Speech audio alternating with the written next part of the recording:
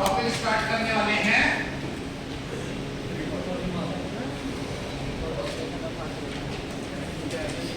रिफॉर्मुलेशन।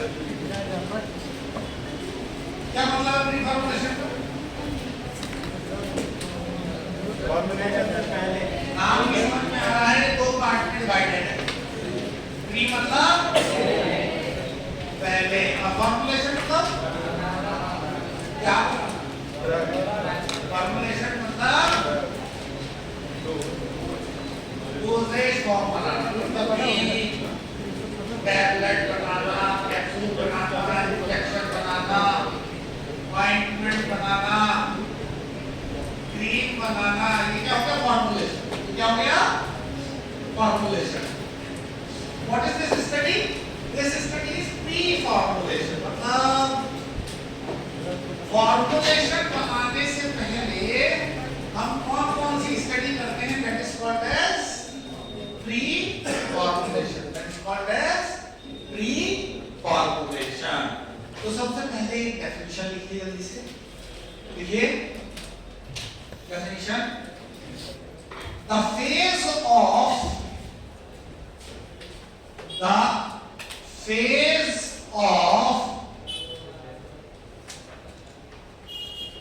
research and development process, the phase of research and development process, the phase of research and development process where the physical, chemical and mechanical properties of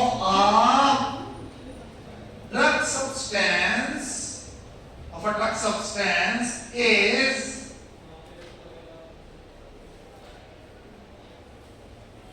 characterized, where the physical, chemical, mechanical properties of a drug substance is characterized in order to make a formulation, in order to make a formulation stable, safe and effective.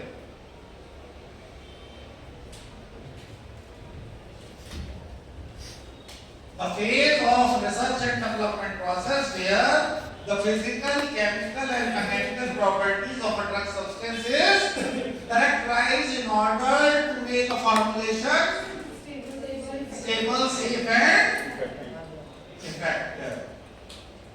मतलब कि एक ऐसा research and development phase, एक ऐसा research and development phase जिसमें कि हम किसी भी ड्रग मॉलिक्यूल की फॉर्मुलेशन की नहीं, इसकी ड्रग मॉलिक्यूल, इसकी ड्रग मॉलिक्यूल मतलब एपीआई, मतलब हम ये बात कर रहे हैं किसकी? डीआरयूजी और ड्रग और एपीआई, मतलब किसी ड्रग या किसी एपीआई की फिजिकल, केमिकल और मैकेनिकल प्रॉपर्टीज को चेक किया जाए, जिससे कि जब हम क्या बनाएं तो वो कैसा बने? Stable, safe and effective. Definition समझ में आई? क्या है? A phase of research development process where the physical, chemical and mechanical properties of a drug substance is characterized in order to make a formulation stable, safe and effective. Stable मतलब for a long period of time अपनी properties को खोने नहीं देगा। Safe, कोई भी unwanted effect body में नहीं देगा। Effective, अपना जो काम है वो काम करेगा, राइट। ये कब होगा? जब हम क्या पढ़ेंगे? Pre formulation. पॉइंट क्लियर हो गया? मान लीजिए आप एक 30 स्टोरी बिल्डिंग बना रहे हैं। क्या बना रहे हैं? 30 स्टोरी, 30 मंजिला आपने एक इमारत बनाई, बिल्डिंग बनाई, और उस बिल्डिंग को बनाने में आपके पास क्या क्या लगा? लेबर लगा, मैन पावर लगी, फिर टाइम लगा, समय लगा, 2-4 साल बनाने में लगा होगा, और फिर मनी, पैसा, 3 चीज लगी कि नहीं लगी? क्या क्या लगा? पहला लगा लेबर, मैन पावर लगा, दूसरा क्या लगा? टाइम, समय लगा, तीसरा कॉस्ट, मतलब कि पैसा लगा। इसको बनाने में 330 स्टोरी बिल्डिंग। अब आपने ये पूरी बिल्डिंग बना ली, और बिल्डिंग बनाने के पहले आपने ये नहीं चेक किया कि आपका क्या कैसा है, बेस कैसा है। अब बेस आपका कमजोर है, काली मिट्टी है, पोरस सैंड वाली, क्या होगा? वो इतना वजन ऐसे पाएगा और धीरे से ही झटक देगा, कोलैप्स हो जाएगा, राइट। ऐसे ही तो किसका लॉस हो गया? क्या क्या लॉस हो गया? लेबर का लॉस हो गया, टाइम का लॉस हो गया, और कॉस्ट का लॉस हो गया। ऐसे ही मार्केट में जब टैबलेट कोई बना के लेके आते हो, एक टैबलेट तो बनती नहीं है ना, हजारों टैबलेट, लाखों टैबलेट बनती हैं। और वो टैबलेट बनने के बाद पता चले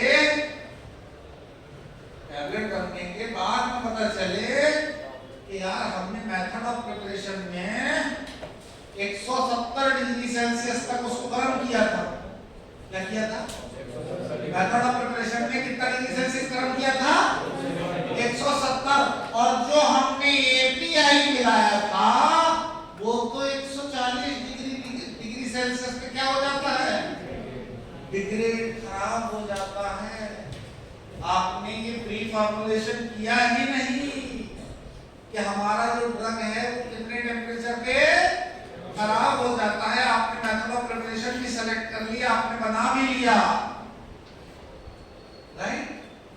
आपने ये नहीं देखा पहले कि ड्रग के साथ, आपको पता होगा ड्रग के साथ हम क्या मिलाते हैं? एक्सिपिएंट्स मिलाते हैं। हमने ये नहीं चेक किया कि ये ड्रग और ये एक्सिपिएंट आपस में क्या है, कंपैटिबल है कि नहीं है। तो क्या होगा? ड्रग की पोटेंसी क्या हो जाएगी? कम हो जाएगी या बिल्कुल खराब हो जाएगी, राइट। उस केस में भी क्या क्या चीजों का लॉस होगा? टाइम का भी, लेबर का भी, और कॉस्ट का भी। तो इन सबको देखते हुए हम लोगों को प्री फॉर्मुलेशन को अच्छे से पढ़ना चाहिए। कभी भी कोई ड्रग को जब हम बनाते हैं या फॉर्मुलेशन करते हैं तो सबसे पहले हम उसका प्री फॉर्मुलेशन करते हैं, ठीक। अब प्री फॉर्मुलेशन का मतलब क्या? बताइए जल्दी से, प्री फॉर्मुलेशन का मतलब क्या? क्या क्या करेंगे? अब थोड़ा सा टेस्ट में आ जाते हैं। कौन कौन से टेस्ट करेंगे? जैसे कि सबसे पहले अगर मान लीजिए आपको मैंने एक दवा दी, एक टैबलेट, एक पाउडर दिया ड्रग का, ऐसे जेब में से निकाल के आपको एक पाउडर दिया और बोला बेटा ये पैरासीटामोल है, और जाओ इस पैरासीटामोल की टैबलेट बनाओ। क्या बनाओ? पैरासीटामोल की क्या बनाओ? टैबलेट बनाओ। आप ऐसे विश्वास करोगे क्या? आप पहले क्या करोगे? आप पहले उसको क्या करोगे? आइडेंटिफाई करोगे। पहले क्या करोगे? आइडेंटिफाई करोगे कि भैया ये जो व्हाइट कलर का पाउडर सर ने दिया था ये वो है कि नहीं, राइट। पहली बात। दूसरी बात, मान लो वो आइडेंटिफाई हो भी गया कि हाँ ये वही ड्रग है, उसके बाद आपको क्या चेक करना है? प्योरिटी चेक करनी है। वो है तो जरूर, लेकिन ऐसा तो नहीं कुछ उसमें इम्प्योरिटी मिली हो, नियम रिफॉर्मुलेशन में, पहला आइडेंटिफिकेशन करना है, पहचानना है, और दूसरा प्योरिटी डिटेक्शन करना है कि वो जो हमारी ड्रग है वो सही है कि नहीं है, प्योर है कि नहीं है। आगे बात समझ में? चलो अब हमको ड्रग को आइडेंटिफाई करना है, तो मैंने आपको एक व्हाइट कलर का पाउडर दे दिया और मैंने ये कहा कि ये है क्या, पैरासीटामोल। अब मुझे इसको आइडेंटिफाई करना है, तो जल्दी जल्दी मुझे रास्ते बताओ। हाँ, पहली बात, वेरी गुड। फर्स्ट लिख लेते हैं अपन ऑर्गेनोलेप्टिक कैरेक्टर्स। ऑर्गेनोलेप्टिक कैरेक्टर्स में क्या क्या आ गए? Colour, odour, taste, shape, size. ये क्या हो गया? ये क्या हो गया?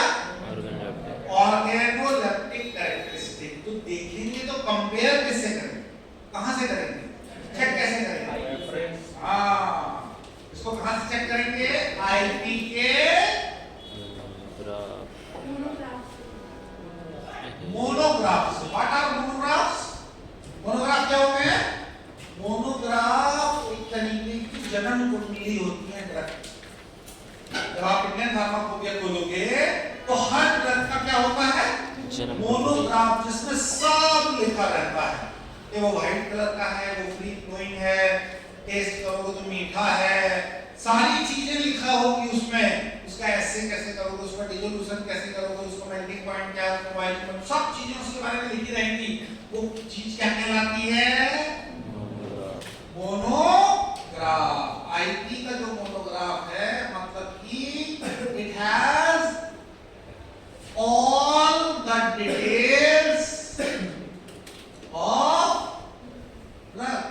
किसी भी ड्रग की सारी डिटेल्स किसमें होती हैं? मोनोग्राफ। किसमें होती हैं? आईपी के मोनोग्राफ में। तो पहला टेस्ट आपने किया ऑर्गेनोलेप्टिक टेस्ट। क्या देखा? कलर। आईपी में दिया है कि व्हाइट कलर का होता है, तुमने देखा? तुमने देखा व्हाइट है, तो चलो भैया कलर हो गया। फिर ऐसे ही ऑर्डर देख लिया, फिर टेस्ट देख लिया, फिर शेप देख लिया, सारी चीजें आपको क्या हो गई? जैसी आईपी के मोनोग्राफ में दी है वैसा ही जो पाउडर आपको हाथ में मिला वैसा ही है, राइट? तो कैसे चेक करोगे? ऑर्गेनोलेप्टिक कैरेक्टरिस्टिक समझ में आ गया, कलर, ऑर्डर, टेस्ट इसमें समझ में आ गया, राइट? अब इसके लिए तो बहुत हो गए बच्चों वाले। अब इसके अलावा बताओ और कौन से तरीके हैं जिससे हम ड्रग को आइडेंटिफाई कर सकते हैं? और कौन सी? जैसे कि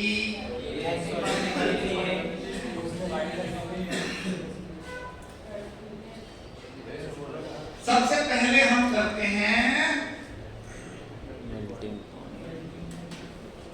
melting point determination. Melting point determination. Melting point determination. तो किसने किसने मेल्टिंग पॉइंट का प्रैक्टिकल किया है? मेल्टिंग पॉइंट डिटरमिनेशन किसने किसने की हुई है? किसी ने नहीं किया? नहीं किया? हाँ, और चलो अच्छा बताओ। अच्छा, मेल्टिंग पॉइंट डिटरमिनेशन के 3 तरीके बताओ, किससे किससे करेंगे? बताओ मेल्टिंग पॉइंट कैसे डिटरमाइन करते हैं? पहला तो हो गया मेल्टिंग पॉइंट एपरेटस। देखा है क्या सबने? अगर नहीं देखा तो कोई बात नहीं, आज हम दिखा दे रहे हैं। ऐसा बीच में ग्लास का एक विंडो, ऊपर 2 होल, ऊपर 2 होल। एक होल में क्या डालते हो?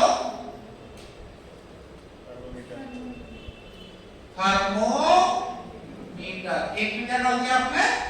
थर्मोमीटर। और दूसरे में? कैपिलरी में ड्रग। दूसरे में एक पतली सी कैपिलरी ली, उस कैपिलरी ने क्या किया, बीच में डेरा हुआ रख भर दिया, राइट। अब इसको इस वाले होल में डाल दिया, ये रही ड्रग, ठीक। अब क्या भरा इसमें, अब इसमें भरते हैं लिक्विड पैराफिन। क्या भरते हैं, लिक्विड पैराफिन। पानी नहीं भर सकते क्या, क्यों नहीं भर सकते, हमें तो करना है, कॉलेज में तो कुछ भी भरवाते हैं, हैं। कंटामिनेशन का चक्कर थोड़ी है, मेल्टिंग पॉइंट देखना, शॉर्ट सर्किट हो जाएगा सर। मैं और पानी नहीं बॉइलिंग पॉइंट सर इसके जगह भैया कुछ नहीं करना है, पहले तो मकसद समझो। हमने लिक्विड पैराफिन यहाँ पे भर दिया, अब यहाँ लगा होता है हीटर, यहाँ लगा होता है क्या, हीटर, हीटिंग रॉड। अब जैसे ही आप इसको चालू करते हो, हीटर गर्म हो, जैसे बाल्टी में पानी गर्म करते हैं, वैसे ही आपने हीट ट्रांसफर चालू हो गया, जो लिक्विड पैराफिन है धीरे धीरे गर्म हो गया। गर्म होने के साथ साथ ये जो कैपिलरी है, ये कैपिलरी भी गर्म होने लगी, और आपको क्या करना है, ग्लास का विंडो है, ये क्या है, ग्लास का। आपको अपनी आंखों का इस्तेमाल करते हुए बस ये देखना है कि ड्रग कब मेल्ट होकर नीचे गिर जाए, वही उसका क्या है, उसका मेल्टिंग पॉइंट। अब बात है कि लिक्विड पैराफिन क्यों यूज करेंगे, वाटर क्यों यूज नहीं करेंगे। अगर ड्रग का मेल्टिंग पॉइंट 1 से लेकर 100 डिग्री सेल्सियस तक है, तो पानी यूज करें। क्यों, क्योंकि पानी का जो बॉइलिंग पॉइंट होता है वो कितना होता है, 100 डिग्री सेल्सियस। मतलब पानी को आप चाहे इतने बड़ी गैस में रख दीजिए, चाहे इतनी बड़ी गैस में रख दीजिए, चाहे फर्नेस में रख दीजिए, भट्टी में, पानी का टेम्परेचर कितना पहुंच सकता है, मैक्सिमम कितना, चाहे छोटी गैस में रखो, चाहे बड़ी गैस में रखो, चाहे फर्नेस में रखो, भट्टी में रख दो, कितना पहुंचेगा पानी का टेम्परेचर। और तुम्हारी ड्रग का पॉइंट, तुम्हारी ड्रग का मेल्टिंग पॉइंट है 175 डिग्री सेल्सियस।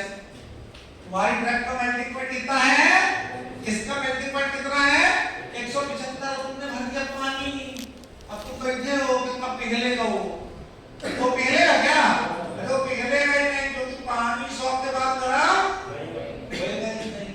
तो ड्रग का अगर मेल्टिंग पॉइंट 1 से लेकर 100 डिग्री सेल्सियस है, तो पानी के अनुसार यूज करेंगे, मतलब सॉल्वेंट कौन सा यूज करेंगे, पानी। लेकिन अगर मोर देन 100 डिग्री सेल्सियस है, तो क्या यूज करेंगे, लिक्विड पैराफिन, क्योंकि इसका बॉइलिंग पॉइंट होता है 250 से 300 डिग्री सेल्सियस। लीजिए, लिक्विड पैराफिन का बॉइलिंग पॉइंट कितना होता है, 250 से 300 डिग्री सेल्सियस। मतलब किसी भी ड्रग का अगर मेल्टिंग पॉइंट खूब ज्यादा भी हो गया, तो भी लिक्विड पैराफिन का काम हो जाएगा। आगे बात समझ में, क्या आगे बात समझ में, पॉइंट क्लियर हुआ ये वाला। हाँ, तो ये पहला कौन सा हो गया, मेल्टिंग पॉइंट एपरेटस। हाँ पूछिए सर, वो पहले से डला रहता है, हमको डाल दिया, इस मेल्टिंग पॉइंट एपरेटस में डला रहता है पहले से। कॉलेज वाले नहीं डलवाए। हाँ नहीं, वो सब नहीं करेंगे। मेल्टिंग पॉइंट एपरेटस में अपने आप ही लिक्विड पैराफिन डला होगा। ठीक है भाई, बात समझ में आती है, क्लियर है, पॉइंट क्लियर है। चलिए अब आते हैं अपन दूसरा लिक्विड मेल्टिंग पॉइंट एपरेटस को पिक्चर क्लियर हो गई। दूसरा कौन सा होता है, जल्दी बताओ।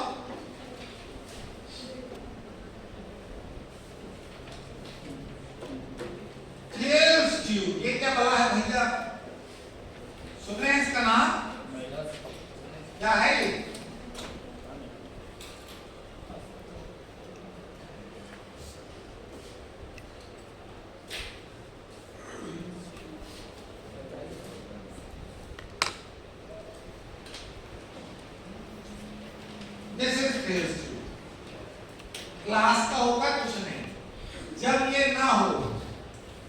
जब ये ना हो तो सरल सा एपरेटस होता है, ग्लास का, कुछ नहीं है। वही थर्मोमीटर, वही कैपिलरी को लो, दोनों को बांध दो अच्छे से और इसमें भर दो क्या, वही लिक्विड पैराफिन, और यहाँ से इसको गर्म करना तो बस देखो कपेगा ना। उसका अल्टरनेट क्या है, उसका अल्टरनेट, समझ में आ गया। तो दूसरा कौन सा हो गया, फेज ट्यूब। तीसरा कौन सा है भैया, TTA TSC। TTA TSC नाम सुने हो, नहीं सुने हो ना, इसको आगे की पॉइंट्स को बताएंगे, तो फिर उसके लिए बिल्कुल आप सेपरेट चलना पड़ेगा। बस नाम याद कर लेते हैं अपन, क्या क्या, melting point apparatus, melting point determination के कितने तरीके, 3। कौन कौन से, पहला मेल्टिंग पॉइंट एपरेटस, दूसरा फेज ट्यूब, तीसरा TTA TSC। TTA TSC बहुत बढ़िया डिटेल में पढ़ेंगे अपन आगे वाली क्लास में, DTA और TSC। तो भैया मेल्टिंग पॉइंट हमने डिटरमाइन कर लिया, मेल्टिंग पॉइंट हमने डिटरमाइन कर लिया। अच्छा मुझे एक क्वेश्चन का आंसर दीजिए, ड्रग का जो आईपी में दिया हुआ है मेल्टिंग पॉइंट, वो दिया हुआ है 170 से 172 डिग्री सेल्सियस। आईपी में मोनोग्राफ में कितना क्या है, अब तुमने जो टेस्ट किया उसमें आ गया 171, तो बहुत अच्छी बात है भैया, आइडेंटिफाई हो गया, राइट, आइडेंटिफाई हो कि नहीं। मान लो इतना आया तो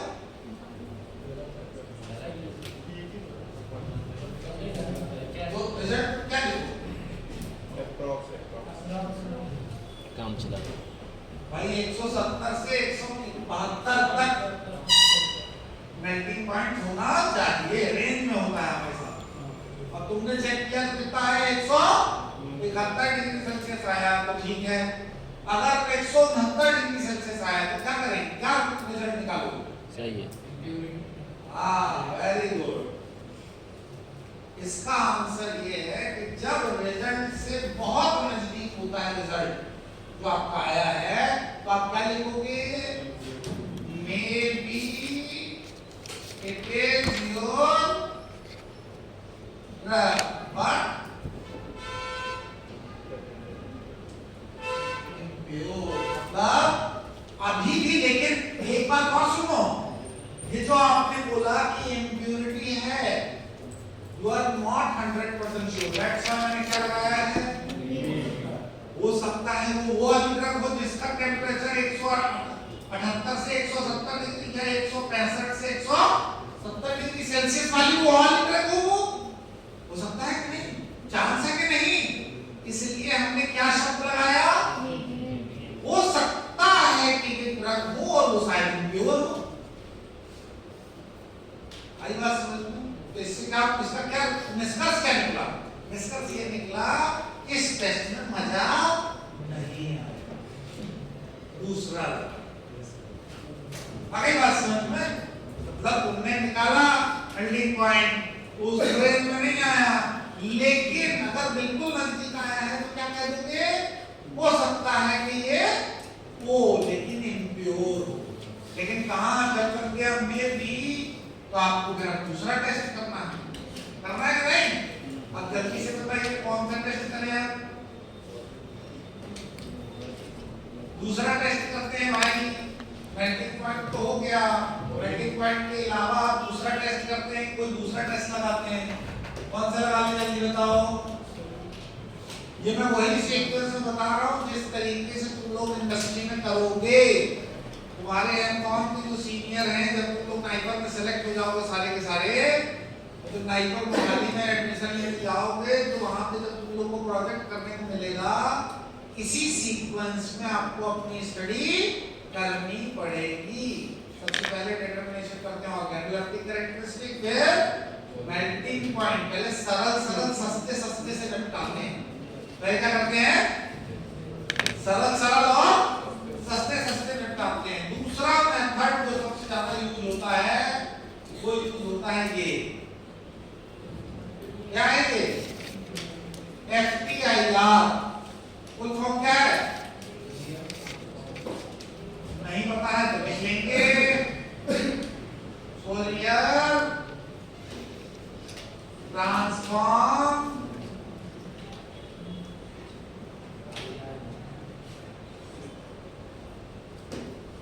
इंफ्रारेड स्पेक्ट्रोस्कोपी।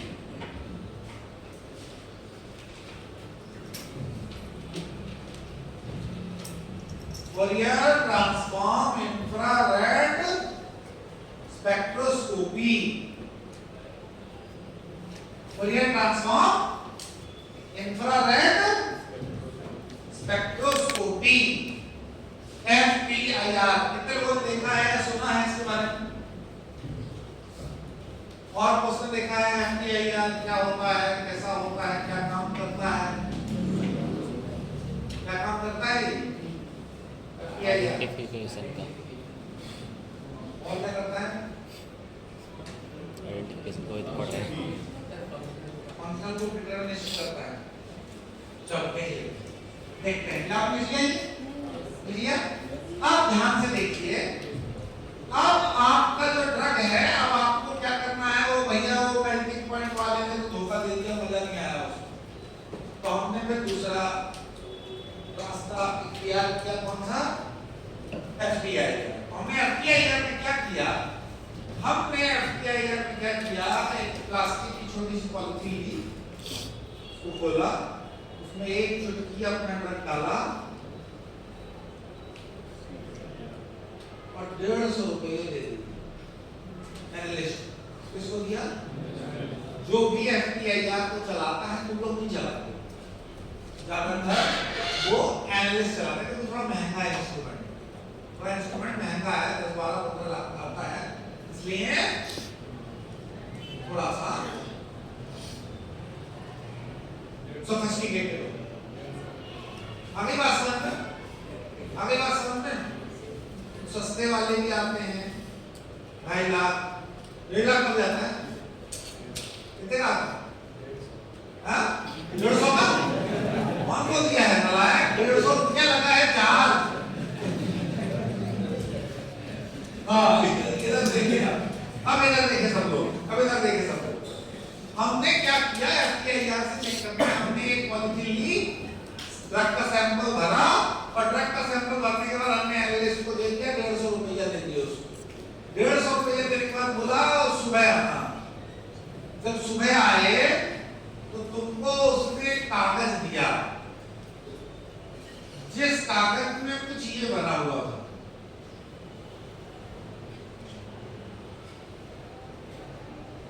क्या है ये? आला अक्षर भैंस बराबर। क्या है ये? आला अक्षर भैंस बराबर। जब तक तुम्हें यही नहीं पता ये पीक कैसे पढ़ेंगे तो तुम्हारे लिए तो कुछ नहीं है ना। ये क्या है? जब समझिंग नहीं आएगा तो क्या होगा, है ना? ये होता है FTIR का ग्राफ। इस ग्राफ में ये जो पीक्स होती हैं, ये होती हैं फंक्शनल ग्रुप्स। क्या होती हैं?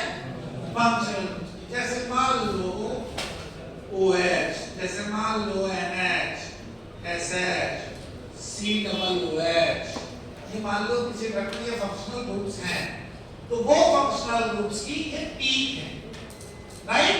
ये फंक्शनल ग्रुप्स की क्या है? ये क्या है? ये पीक्स। बात समझ में आई? अब इसको हम कैसे आइडेंटिफाई करेंगे कि ये पीक्स क्या दिखा रही हैं? What they indicates, what they indicates। तो कैसे कैसे देखेंगे, कैसे चेक करेंगे? बहुत ध्यान से समझिएगा, इसको भी चेक करना बहुत आसान। यहाँ पे होती हैं वेव नंबर्स। क्या होते हैं यहाँ पे? Wave numbers. ये OH की है, ये NH की है, ये SH की है, ये COOH की है, ये अलग-अलग पीक होती हैं। इसी ग्राफ के नीचे एक टेबल बनी हुई है। इसी ग्राफ के नीचे क्या बनी हुई है? Table.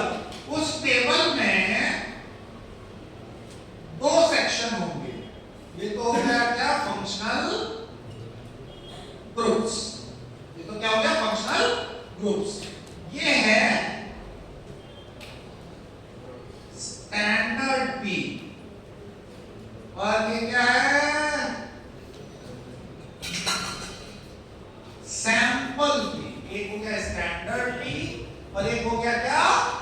Sample peak. Standard peak का मतलब ध्यान से समझो, ये जो रीडिंग आ रही है ना, ये जो रीडिंग आ रही है, ये मान लो OH या ध्यान से समझना, मैं पहले ग्राफ बना दे रहा हूँ पूरा, फिर आपको समझाता हूँ। 1710 से लेकर 1738, 1869 से लेकर 1926, 1123 से लेकर 1177 और 1186 से लेकर 1197। What is this? What is this? This is standard peaks। मतलब OH ग्रुप की स्टैंडर्ड पीक कहां से कितने पे आती है? ये होती है पर सेंटीमीटर, ये होती है पर सेंटीमीटर। इसकी जो यूनिट होती है वो क्या होती है? पर सेंटीमीटर। अब ध्यान से सुनो, ये रीडिंग कहां से मिली स्टैंडर्ड? हाँ वेरी गुड। ये कहां से मिली? इधर लिखी थी ना आईपी में, आईपी के मोनोग्राफ में ये रीडिंग स्टैंडर्ड वाली लिखी हुई है, राइट? अब तुमने जो 150 रुपया दिया था उसका काम चालू।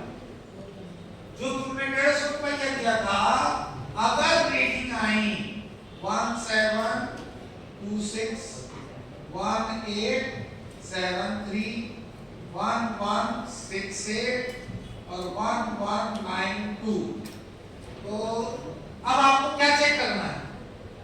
क्या चेक करना है कि आपकी जो पीक आई है वो इस रेंज में आई है कि नहीं आई है? तो ये वाली आई है क्या? ये वाली आई है? सारी पीक आई है? सारी पीक आई है? 1192, 1186 से 1192, 97 और ये 1168 सारी पीक आई है? सारी पीक रेंज में आई है? That means what? आपके जो भी फंक्शनल ग्रुप्स हैं वो सारे फंक्शनल ग्रुप जो सेम रेंज में पीक दे रहे हैं। That means कि जो सफेद कलर का पाउडर नवीन सर ने दिया था वही है जिसकी आईपी के मोनोग्राफ में पीक दी हुई है। ये बकायदा ये ग्राफ आईपी के मोनोग्राफ में बना होता है रीडिंग के साथ। स्टैंडर्ड वैल्यूज आईपी मोनोग्राफ से मिलती हैं, सैंपल वैल्यूज आपको मिलती हैं। आपने सारी चेक कर ली, सारी वैल्यूज अगर आ रही है उसी रेंज में, तो आप क्या कर लोगे? आइडेंटिफाई और प्योरिटी भी डिटेक्ट होगी। मान लो एक पीक नहीं आई, एक पीक नहीं आई, तो वो ड्रग नहीं फिर वही कहेंगे क्या? Maybe क्या को क्या कहेंगे? Maybe it is your drug, but maybe impure। तो दूसरा काम भी फेल हो गया। क्या हो गया? दूसरा काम भी फेल हो गया। भैया इसमें भी मजा नहीं आया। हमको सारी रीडिंग अगर एक जैसी मिल जाती तो ड्रग को पास हो जाता, लेकिन सारी रीडिंग नहीं मिली तो क्या हुआ? अभी फिर से संशय हो गया, राइट? अभी लेकिन इसको एफटीआईआर को और समझिएगा। अभी ये तो हो गया आपका क्या? ड्रग का आइडेंटिफिकेशन। ड्रग का आइडेंटिफिकेशन सबको पीछे तक क्लियर है? पीछे तक क्लियर है? ड्रग का आइडेंटिफिकेशन कैसे करेंगे? हैं? देख लिया? अब ध्यान से देखिए, OH, NH, SH functional group, standard peak, sample peak. Functional group, standard peak and sample peak. सबको समझ में आ गया? पीछे तक जल्दी बताओ। क्लियर है? पॉइंट क्लियर है? चलिए ठीक। अब ये तो हो गया ड्रग का आइडेंटिफिकेशन टेस्ट। क्या हो गया? ये ड्रग का आइडेंटिफिकेशन टेस्ट। एफटीआईआर से एक काम और किया जाता है। क्या किया जाता है? कोई बताएगा?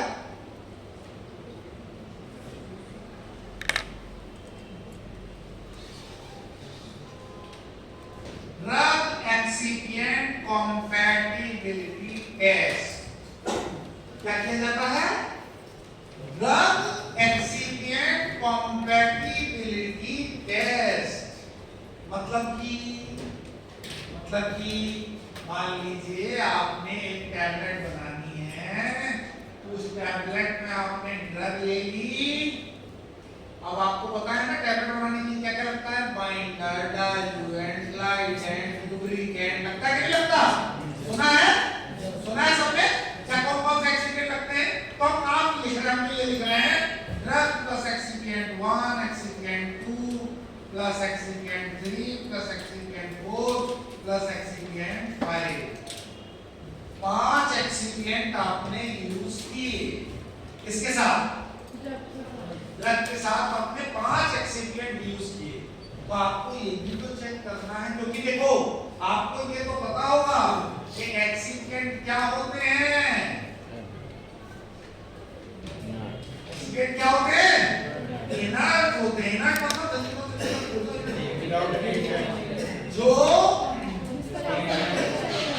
किसी भी तरीके से कोई दूसरे ड्रग पे या किसी चीज पे प्रभाव ना डाले, इनर्ट रहे। राइट पॉइंट क्लियर है? राइट। तो एक्सीपिएंट जब इनर्ट है, आपको ये देखना है कि कहीं ये जो एक्सीपिएंट है ये ड्रग को छेड़ तो नहीं रहे, ड्रग की किसी प्रॉपर्टी को चेंज तो नहीं कर रहे। कैसे करें, क्या करें फिर? एक वही पॉलीथीन फिर से लो, एक चुटकी ड्रग डालो, एक चुटकी एक्सीपिएंट 1, एक चुटकी एक्सीपिएंट 2, एक चुटकी एक्सीपिएंट 3, 4, 5, बढ़िया मिलाओ, 24 घंटे के लिए रखो। 24 घंटे के बाद उसको एनालिस्ट को 150 रुपया और खर्च करो। 150 रुपया खर्च करोगे तो क्या होगा?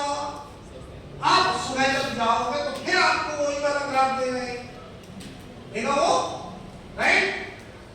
टेस्ट कब पास होगा? जब ड्रग एक्सीपिएंट कॉम्पैटिबिलिटी ये माना जाएगा कि हाँ भाई ड्रग और एक्सीपिएंट कॉम्पैटिबल है। कब माना जाएगा? जब ये सारी पीक बिल्कुल सेम रेंज में आए, राइट? अगर एक्सीपिएंट कॉम्पैटिबल नहीं होगा तो वो क्या करेगा? ड्रग की किसी न किसी प्रॉपर्टी को चेंज करेगा, किसी न किसी फंक्शन को तोड़ेगा, मास्क करेगा, दबाएगा। हमारी बात समझ में? तो वो क्या होगा? उससे वाली पीक आएंगी क्या, जो पेरेंट पीक में आ रही थी, वो नहीं आएंगी, वो नहीं आएंगी। तो क्या, इससे क्या पता चलेगा? इससे क्या पता चलेगा कि हमारा ड्रग और एक्सीपिएंट आपस में कंपैटिबल है। क्या है ड्रग और एक्सीपिएंट? कंपैटिबल है। बात समझ आ रही है? बात समझ में आई कि नहीं आई? Drug excipient compatibility study. अब इसी में और आगे बढ़ते हैं, इसी में और आगे बढ़ते हैं। ये 1973 वाली भी नहीं आई और ये 1188 ये भी नहीं आई, दो नहीं आई, दो पीक नहीं आई। कब? जब हमने ड्रग और एक्सीपिएंट को सबको मिलाया और टेस्ट करने के लिए दिया तो ये दो एक्सीपिएंट रेंज के बाहर चली गई, मतलब ड्रग और एक्सीपिएंट कंपैटिबल नहीं है। तो पॉइंट क्लियर है कि ड्रग और एक्सीपिएंट कंपैटिबल, लेकिन ये हो सकता है इन पांचों में से कोई एक एक्सीपिएंट चोर हो, कल्प्रिट हो। एक की सजा पांचों को देंगे क्या? एक की सजा पांचों को देना सही है क्या? नहीं ना। तो अब क्या करना पड़ेगा? आप 150 5 बार और खर्च करो। कैसे? एक पॉलीथीन लो जिसमें ड्रग प्लस एक्सीपिएंट, फिर एक दूसरी पॉलीथीन, फिर एक तीसरी पॉलीथीन, ऐसे ही 5 पॉलीथीन और बनाओ और 150 रुपये इंटू 5 और जमा करो। अब क्या होगा? अब वो अलग अलग ग्राफ देगा। अब इसमें रेंज सही आ रही, इसमें रेंज सही आ रही, लेकिन इसमें रेंज सही नहीं आ रही। आपको क्या पता चल जाए? एक्सीपिएंट 3 जो है वही कल्प्रिट है। आज बात समझ में? एक्सीपिएंट 3 ही कल्प्रिट है। तो एक्सीपिएंट 3 कल्प्रिट है तो आप क्या करो? उसको चेंज करो। आगे बात समझ में? तो इस माध्यम से आपने दो चीजें सीखी। एक तो ड्रग को आइडेंटिफाई करना और एक्सीपिएंट को सेलेक्ट करना। एक्सीपिएंट को सेलेक्ट करना। पॉइंट क्लियर हो गया? रास्ता जितना मैंने बताया अभी आपको रिपीट करना है क्या?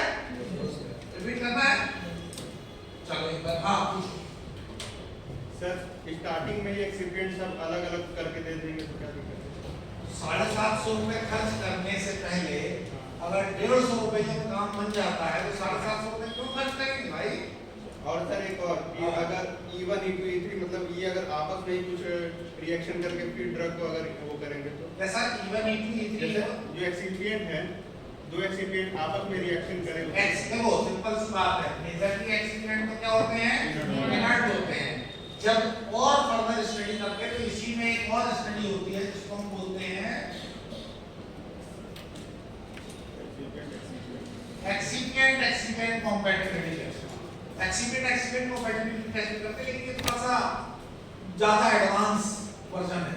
नॉर्मली जब हम लोग एमकॉम में करते हैं, जैसे मैं भी करवाता हूं अपने बच्चों को, तो सबसे पहले हम क्या करते हैं, 150 रुपया का पहले आपको करते हैं कि ड्रग को आइडेंटिफाई करके लाओ बेटा। उसने ड्रग आइडेंटिफाई कर लिया, सारी पीक रेंज में आ रही है तो काम ही खत्म। 150 रुपया और खर्च करवाता हूं बच्चे से कि सारे एक्सीडेंट मिलाओ, ड्रग मिलाओ, पन्नी बंद करो, 150 रुपया और दे के आओ। वो 150 रुपया और दे के आता है तो एक ग्राफ और मिलता है। अच्छा, तुम लोगों में से किसी ने ये नहीं पूछा कि जहां प्लेन ड्रग है वहां तो चलो ये वाला ग्राफ मिलेगा, लेकिन जहां सर आपने ये 5 एक्सीडेंट मिलाए तो उस एक्सीडेंट की पीक नहीं आएगी क्या? एक्सीडेंट भी तो पीक देगा। एक्सीडेंट में भी तो फंक्शनल ग्रुप्स होते हैं कि नहीं होते? होते हैं ना भाई, होते कि नहीं होते? होते हैं। जब आपको ग्राफ मिलेगा ना तो ऐसा मिलेगा, एक डार्क कलर का, अलग अलग कलर की, अलग अलग कलर की, ब्लू कलर की, फिर ऐसे ही रेड कलर की, फिर ऐसे ही ग्रीन कलर की। आ रही है बात समझ में? आपको हर कलर की, आपको उसको पता रहेगा कि रेड वाला एक्सीडेंट 1, येलो वाला एक्सीडेंट 2, ग्रीन वाला एक्सीडेंट 3, लेकिन तुम्हें एक्सीडेंट के पीक से कोई मतलब नहीं है। तुम्हें तो किससे मतलब? तुम्हें तो ये मतलब है कि ड्रग की एक्सीडेंट जो पहले वाले 150 रुपए में आ रही थी वही दूसरे वाले 150 रुपए में भी आ जाए। उससे क्या पता चलेगा कि मेरे सारे एक्सीडेंट ड्रग के साथ क्या है? कंपैटिबल है। लेकिन अगर वो 150 रुपया में आप फेल हो गए, अगर वो 150 रुपये में आप फेल हो गए तो आपको क्या करना है? फिर हर एक्सीडेंट के साथ आपको टेस्ट करना पड़ेगा, क्योंकि आपको ये पता करना पड़ेगा इनमें से कौन कल्प्रिट है। पता लगा E3 नहीं है, E4 है। अब E4 के बदले में पांचों डिस्कार्ड कर दो तो नाइंसाफी हुई ना। ये पॉइंट क्लियर हो गया क्या सबको? जल्दी बताओ, सबको क्लियर हो गया? 100% बना लो ये डायग्राम। बनाओ कॉपी बना लो। कोई क्वेश्चन है तो पूछो। बनाइए सर। हाँ सर, वो जो पहले आइडेंटिफिकेशन टेस्ट किए, अगर उसमें ड्रग फेल हुआ कि इम्प्योरिटी आया उसमें, किसमें? जैसे आप बोले थे ना कि पहले आइडेंटिफिकेशन टेस्ट करेंगे FTIR के थ्रू ड्रग का, जो पहला 150 रुपए खर्च किए, हाँ, जो उससे जो पीक आया उसमें अगर रेफरेंस कुछ अलग हुआ तो उससे तो ये होगा कि मैं उसमें इम्प्योरिटी है, तो फिर उसी ड्रग के साथ ये एक्सीडेंट वाला करेंगे दूसरा। देखो सबसे पहले तो आपको ड्रग को देखो, ये दो टेस्ट है, ये अलग अलग टेस्ट है। पहला क्या है? आइडेंटिफिकेशन। आइडेंटिफिकेशन में क्या करना है? ड्रग को आइडेंटिफाई करना है। ड्रग को आइडेंटिफाई करना है कि भैया ये सफेद कलर का पाउडर मैं किया है वो वही है कि नहीं है।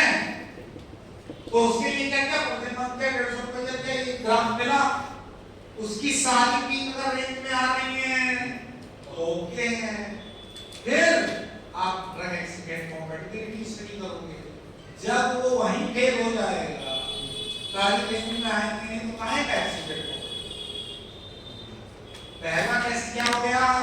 आइडेंटिफिकेशन। दूसरा क्या हो गया? Drug accident compatibility. वो फेल हो गया तो आपको फिर सेपरेट आगे बात समझ में क्या सबको? पीछे तक पीछे आगे इसको कहते हैं FTIR study, Fourier transform infrared spectroscopy.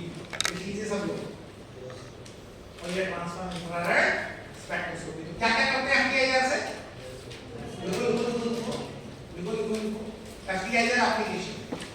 Application of FTIR. First. FTIR application. FTIR application. पहला. First. Identification of drug.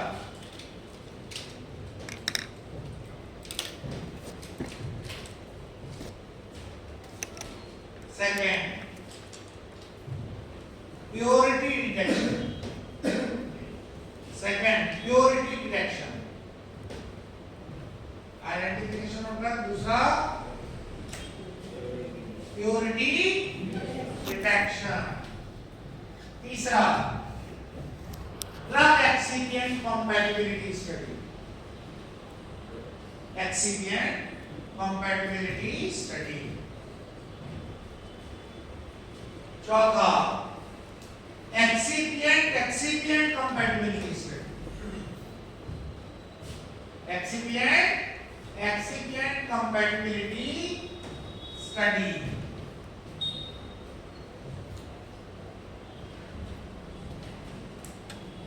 Excipient compatibility study.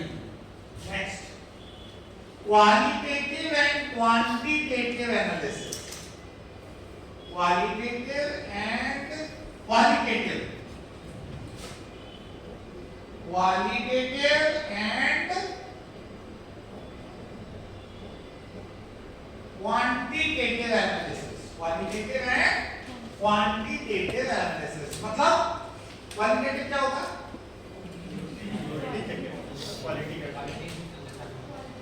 Quality check करना कि वो है क्या, क्वांटिटेटिव कितना है, कितने फंक्शनल ग्रुप्स हैं, दोनों चेक करता है, क्वालिटेटिव भी और क्वांटिटेटिव एनालिसिस के लिए भी काम में आता है। आगे बात समझ में FTIR, हाँ पक्का? चलिए FTIR के बाद अब और कौन सा एक टेस्ट है जिससे हम ये पता लगाते हैं कि भैया ये ड्रग वही ड्रग है कि नहीं है। स्पेक्ट्रोस्कोपी नाम सुना है? यूवी का नाम सुना है? कितने लोगों ने यूवी चलाया है? यूवी स्पेक्ट्रोस्कोप कितने लोगों ने चलाया है? अरे यूवी इंस्ट्रूमेंट कितने लोगों ने चलाया? 1 2 3 4 5 कौन सा है? कौन इधर से कौन आता चलाया है? है? इधर से कौन आता है? इधर से हाँ उधर भी लगा पता वो नहीं, वो तो यूवी लैंप वो नहीं, तो उसमें यूवी लैंप लगा है, यूवी एपरेटस देखा है? चला है? अच्छा किसने चलाया? तुम चलाया? चलो अपन ये देखते हैं अभी। चलो कोई बात, अगर नहीं भी देखा है, अगर नहीं भी देखा है तो हो सकता है 4 साल नहीं देख पाओ। हाँ बस बात, मेरी भावनाओं समझ गए, मेरी भावनाओं तुम समझ गए कि शायद ना देखा हो और शायद ना